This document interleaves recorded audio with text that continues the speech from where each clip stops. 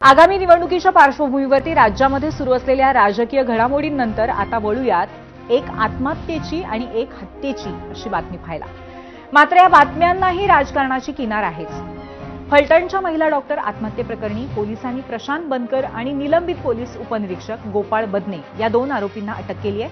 चौकशीही सुरू आहे। मृत्यूपूर्वी डॉक्टरने लिहिलेल्या सुसाईड नोटवरनं मात्र वातावरण चांगलंच तापलंय। शिवसेना ठाकरे पक्षाच्या उपनेत्या सुषमा अंधारेंनी महिला डॉक्टरने आत्महत्या केली की त्यांची हत्या झाली असा संशय व्यक्त करत खळबळ उडवली आहे। शिवाय सुसाईड नोटमधील हस्ताक्षरही तिचं नसल्याचा दावा केला जातोय। पाहूयात।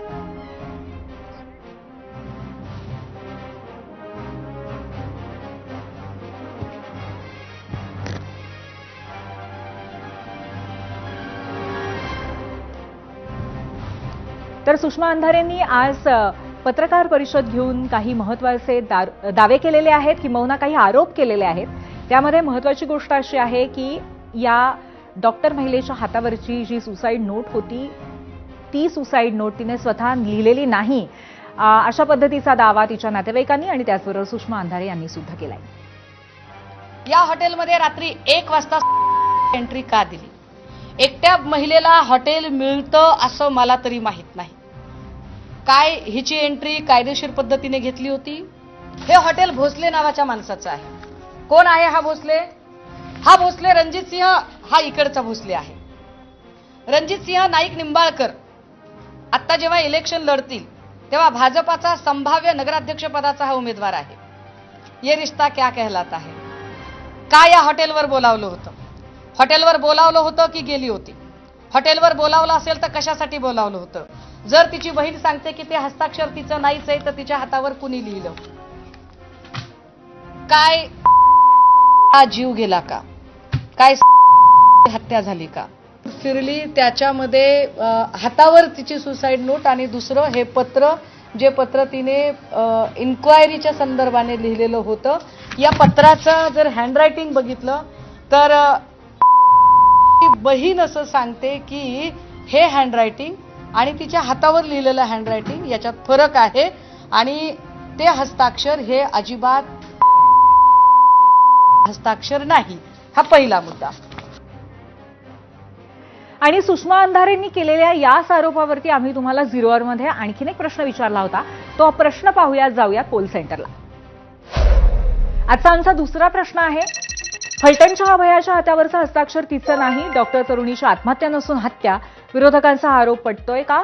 होय किंवा नाही? अजूनही आपण या प्रश्नावरती आपलं मत नोंदवू शकता।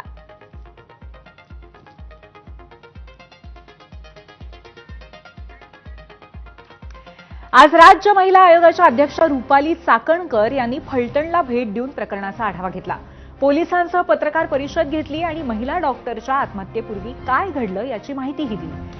आणि या प्रकरणामध्ये महिला डॉक्टर आणि पोलिसांनी एकमेकांच्या विरोधामध्ये तक्रार दाखल केली होती हे सुद्धा निदर्शनास आणून दिलंय।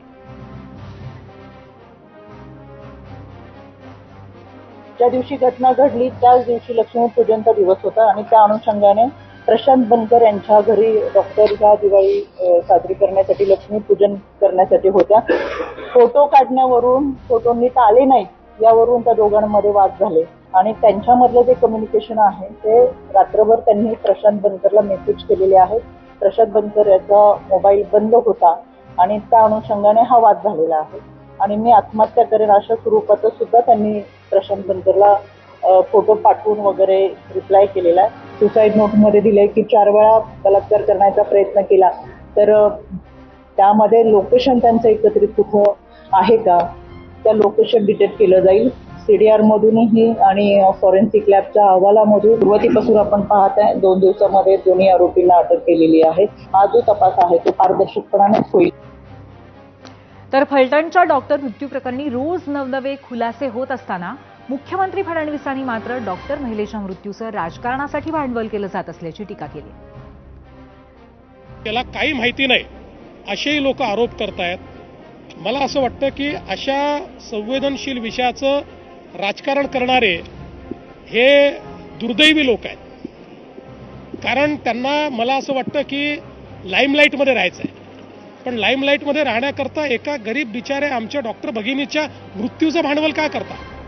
मी तुम्हाला सांगतो त्याच्यामध्ये कोणालाही सोडलं जाणार नाही. कडक कारवाई होणार.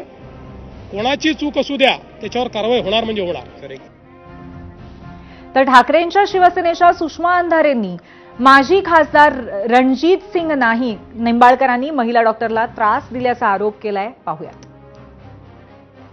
नाईक निंबाळकर यांनी आतापर्यंत अशा असंख्य लोकांना मेंटली टॉर्चर केलं, त्यांना उचलून आणलं, त्यांना शारीरिक मारहाण झाली, त्यांना इजा केल्या. आमची विनंती आहे आपल्या सगळ्यांच्या माध्यमातून माननीय उच्च न्यायालयाने समिती गठीत करावी. आमचा SIT वर सुद्धा विश्वास नाहीये. माननीय उच्च न्यायालयाने समिती गठीत करावी आणि या खून प्रकरणाचा आम्हाला वाटतंय की याच्यात खून झालाय. आम्हाला वाटतंय की बीडच्या एका पोरीची इन्स्टिट्यूशनल हत्या झालीय. ही संस्थात्मक हत्या आहे. फक्त सुषमा अंधारेच नाही तर त्यानंतर भाजपच्या रणजित सिंग निंबाळकरांच्या अडचणीत वाढ करणारे आरोप राष्ट्रवादी शरद पवार पक्षाचे प्रदेशाध्यक्ष मेहबूब शेख यांनीही केलेत. त्यांनी आज बीडमध्ये पत्रकार परिषद घेऊन निंबाळकरांनी बीडच्या आगवणे कुटुंबाचा छळ केल्याचाही आरोप केलाय. तसंच आगवणे कुटुंबातील मुलीने आईचा आत्महत्येचा प्रयत्न केल्यानंतरचा रुग्णालयातला धक्कादायक व्हिडिओ सुद्धा समोर आलाय. यावेळी पीडित मुलीने सुद्धा गंभीर आरोप केलेत.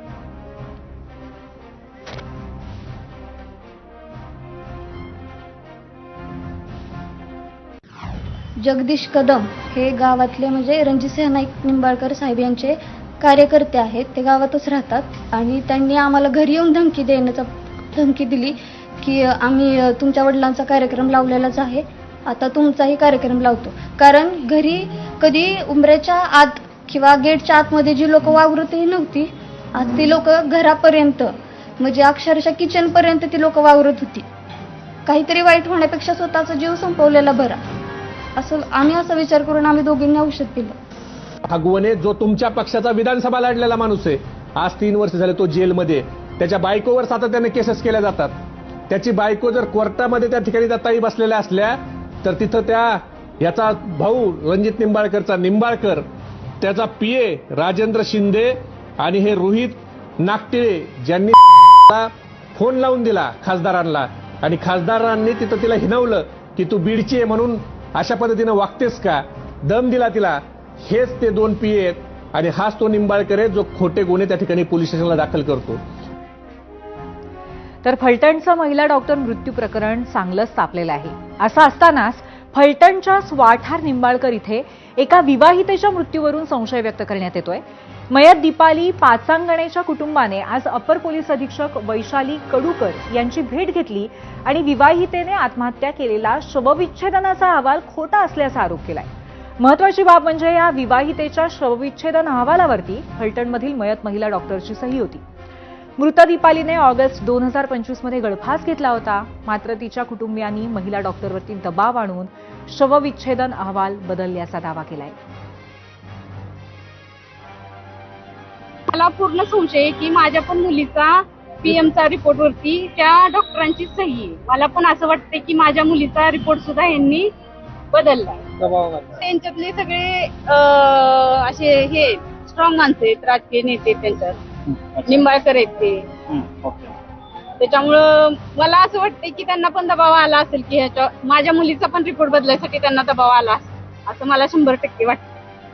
मी आज जे भेटला ऍडिशनल मॅडमला तर काय त्यांनी काय आश्वासन काय दिलं ते म्हणले आम्ही पेपर मागवून घेऊ आणि विचार करू या गोष्टी.